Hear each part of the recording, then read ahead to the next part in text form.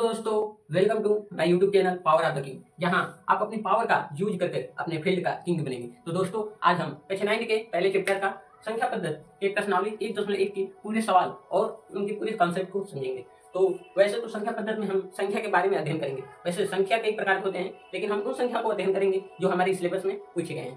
तो पहली वो संख्या है प्राकृतिक संख्या, नेचुरल नंबर जिसे कहते हैं। नेचुरल नंबर वो नंबर होता है जिसे हम गिनने के लिए काम करते हैं, जैसे 1, 2, 3, 4। नेचुरल नंबर 1 से शुरुआत होता है, इसे n से प्रदर्शित करते हैं। जैसे नेचुरल नंबर 1, 2, 3, 4, 5, 6 ऐसे डैश अनंत तक जाता है। ये ऐसे ही होल नंबर है। जब हम प्राकृतिक संख्या में शून्य को शामिल कर देते हैं तो पूर्ण संख्या बनता है, जिसे होल नंबर कहते हैं। इसे W से प्रदर्शित करते हैं।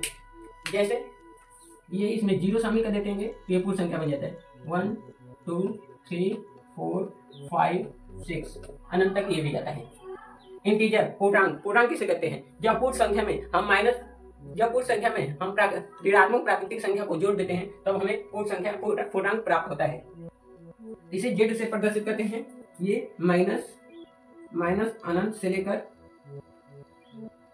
ऐसे आता है 3, -2, -1 यहाँ पे 0 हो जाता है।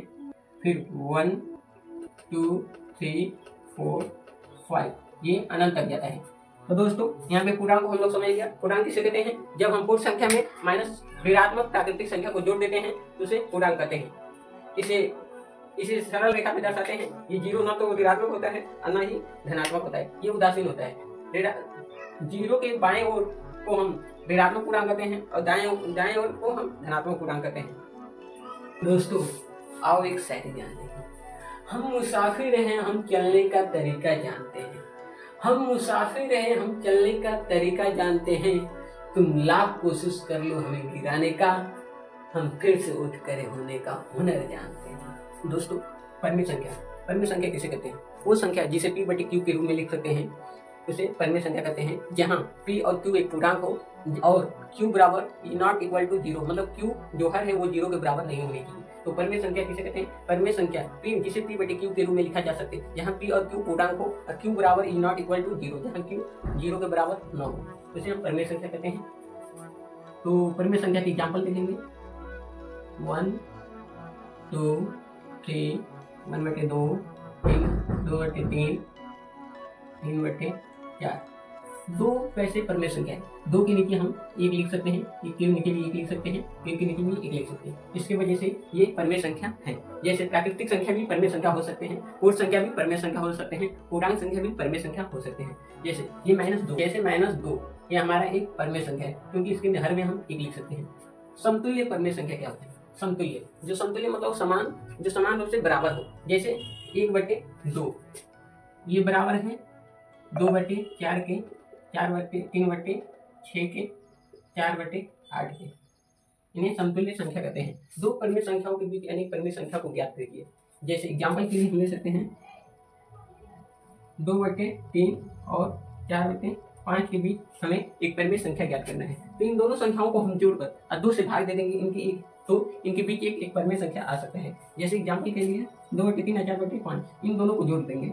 2/3 प्लस 4/5, इन दोनों को जोड़ेंगे तो आएगा 15/2 और 3×15, यहाँ पे 3 हो जाएगा, 4×3 12, यानी 10 क्या हो जाएगा, कितना हो जाएगा?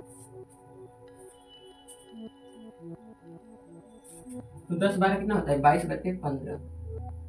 इसमें 2 से भाग कर देंगे। 2 से भाग करेंगे, यहाँ पे 2 से 11 कर जाएगा, 11/15। 2 से यहाँ से 11 में काट देंगे, हो जाएगा 11/15। 11/15 इन दोनों के बीच क्या एक परिमेय संख्या है।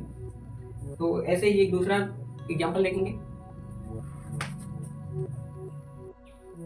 दोस्तों, यहाँ 2 व 3 परिमेय संख्या के बीच हमें 5 ऐसी परिमेय संख्या ज्ञात करना है जो 2 व 3 के बीच आता हो। तो हमें एक सूत्र जानेंगे। हमें जितनी भी परिमेय संख्या ज्ञात करना है उसमें 1 जोड़ देंगे। जैसे हमें 5 परिमेय संख्या को ज्ञात करना है, इसमें हम 1 जोड़ देंगे। अब 5 1 प्लस कितना हो जाएगा? 6 हो जाएगा। तो अब हमें दोनों संख्याओं 2 और 3 के बीच में परिमेय संख्या पूछा है, तो दोनों संख्याओं में ऊपर व नीचे 6 से गुणा करेंगे। जैसे 2 ऊपर नीचे गुणा करेंगे, 2 गुणे 6/6, इसे परिमेय संख्या 1 मान लेंगे। और ये है 3/1 गुणे 6/6, ये हो जाएगा 6 गुना 12/6, ये 6×18, 6×18/6। अब इन दोनों संख्याओं के बीच हम 5 परिमेय संख्या आसानी से निकालेंगे, जैसे 12/6, 13/6, 14/6, 15/6, 16/6, 17/6, 18/6।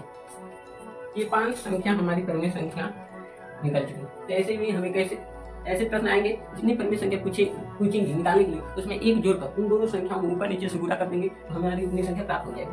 तो हम लोग अब एग्जाम्पल के प्रश्न देखेंगे।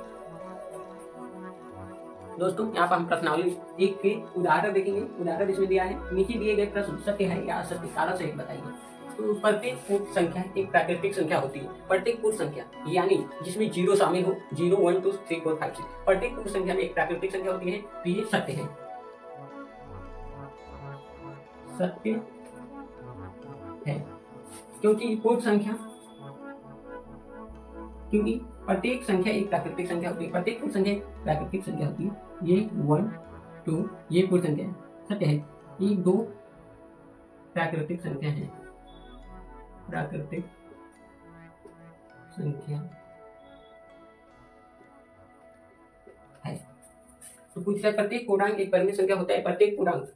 प्रत्येक पूर्णांक यानी -2 एक परिमेय संख्या होता है। हाँ सत्य है, सत्य है। प्रत्येक पूर्णांक एक परिमेय संख्या होता है। -2 को हम 2 को -2/1 लिख सकते हैं।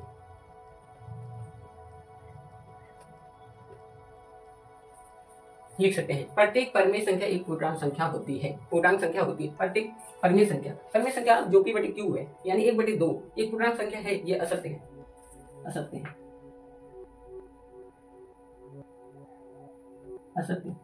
प्रत्येक पूर्णांक संख्या यानी 1/2 को पूर्णांक नहीं। तो दोस्तों यहाँ पे हल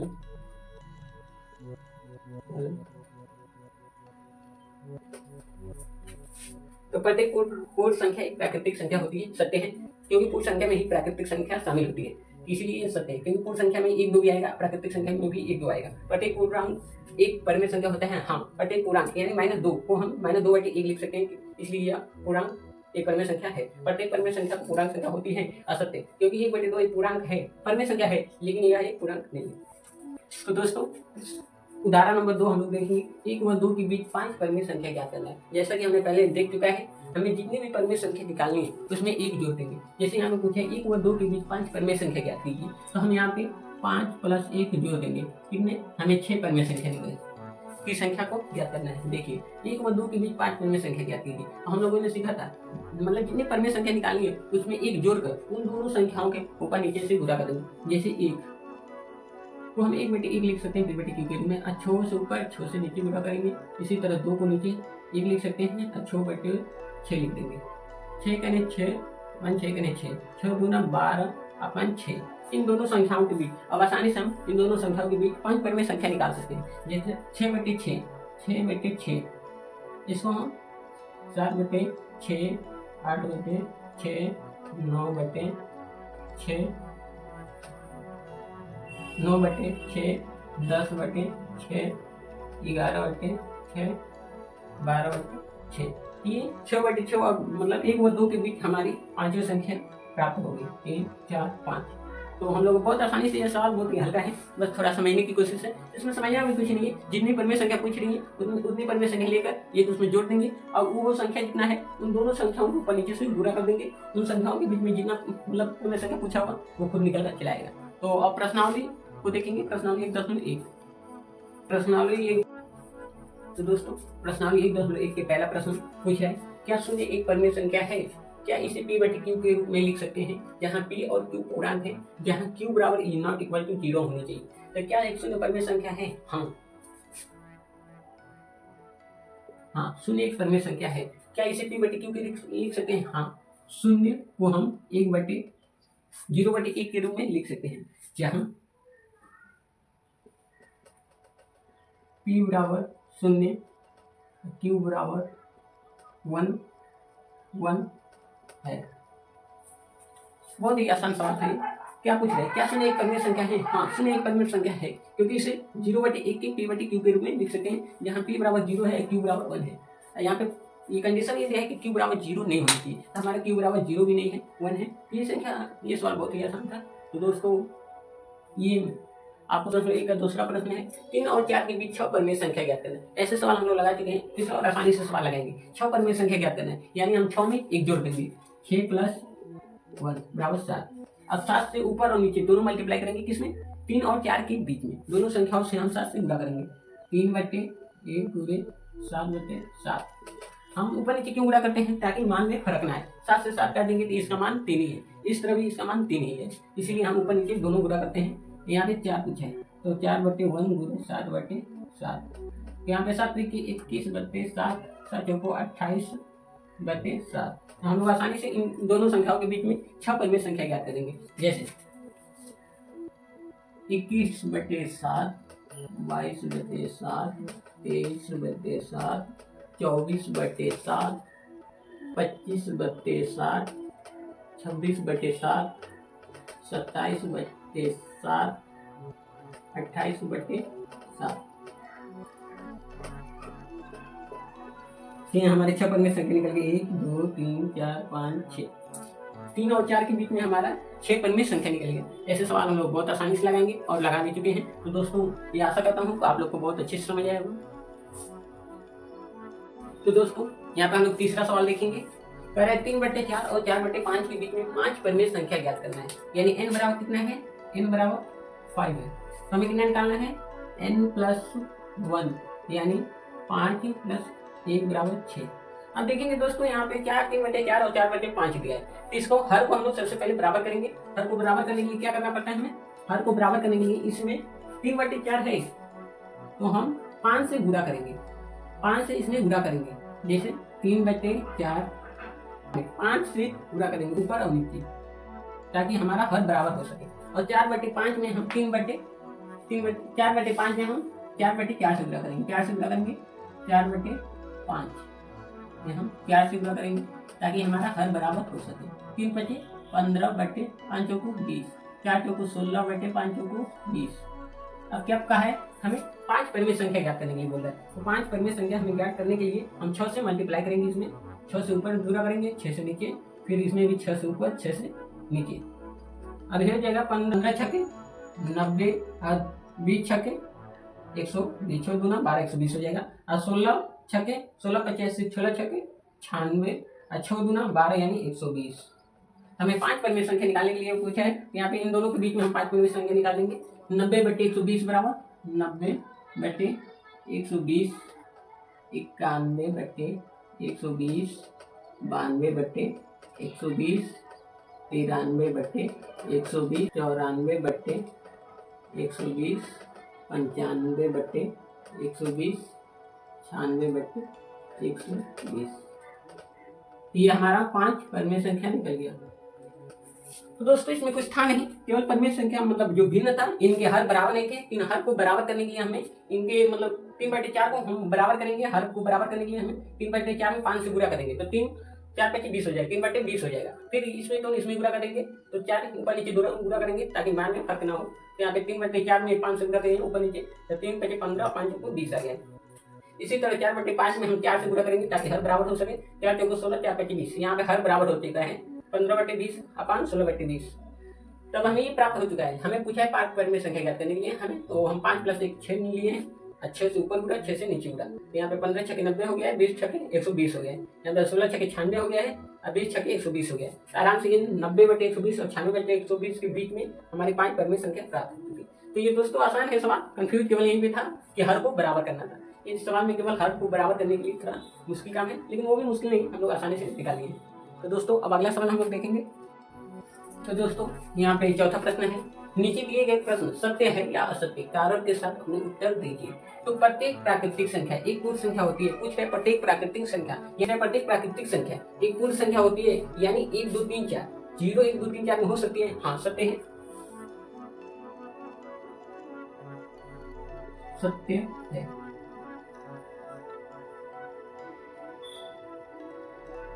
सत्य है क्योंकि प्राकृतिक संख्या यानी 1 2 3 ये संख्या एक पूर्ण संख्या होती है। पूर्ण संख्या में क्या होती है, क्योंकि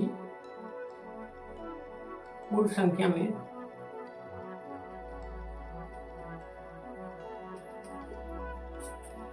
0 1 2 3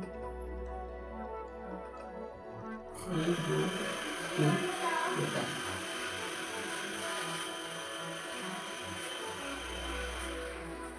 प्रत्येक प्राकृतिक संख्या एक पूर्ण संख्या होती है, सत्य है क्योंकि प्राकृतिक संख्या 1 2 3 4 1 से शुरू होती है, पूर्ण संख्या 0 शुरू होती है, यानी पूर्ण संख्या में ही प्राकृतिक संख्या समाई हुई है। प्रत्येक प्राकृतिक संख्या एक पूर्ण संख्या होती है। प्रत्येक प्राकृतिक संख्या, हाँ सत्य है क्योंकि 1 2 प्राकृतिक संख्या 1 2 होती है और पूर्ण संख्या 0 1 2 3 होती है। तो 0 में ही मतलब पूर्ण संख्या में ही प्राकृतिक संख्या समाया हुआ है, इसीलिए प्रत्येक प्राकृतिक संख्या एक पूर्ण संख्या होती है। तो दूसरा प्रश्न पूछा है, प्रत्येक पूर्णांक एक पूर्ण संख्या होती है। पूर्णांक असत्य है,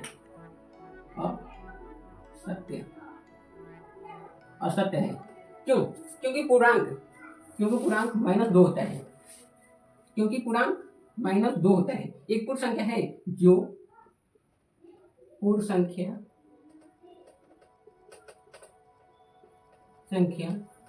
नहीं है। सत्य है ना? असत्य है क्योंकि -2 एक पूर्ण संख्या नहीं है। यहाँ पूछ रहा है प्रत्येक पर में एक पूर्णांक होता है। असत्य, ये भी असत्य। क्या है? असत्य, असत्य, असत्य है क्योंकि -1/2 परिमेय है, परिमेय है लेकिन पूर्ण संख्या नहीं है, पूर्ण संख्या नहीं है। तो दोस्तों यहाँ पे हम लोग प्रश्नावली 10 के चारों प्रश्न देख लिए। बहुत ही आसान सवाल था, आप लोग भी प्रैक्टिस कीजिए। इसे एक अपने आज कॉपी में उतार लीजिए और इसे लगाने का प्रैक्टिस कीजिएगा। अगला प्रश्नावली हम अगले वीडियो में देखेंगे। तो दोस्तों अगर वीडियो अच्छा लगा हो तो चैनल को सब्सक्राइब कीजिएगा, वीडियो को लाइक कीजिएगा, शेयर कीजिएगा और कमेंट कीजिएगा। कमेंट कीजिएगा वीडियो अच्छा लगा या नहीं, और आप लोग बताइएगा कौन सा ऐसा सवाल है जो आप लोग का फर्स्ट है। कमेंट में जरूर लिखिएगा, हम उसका सवाल खोजने का प्रयास जरूर करेंगे। तो दोस्तों जय हिंद, जय भारत।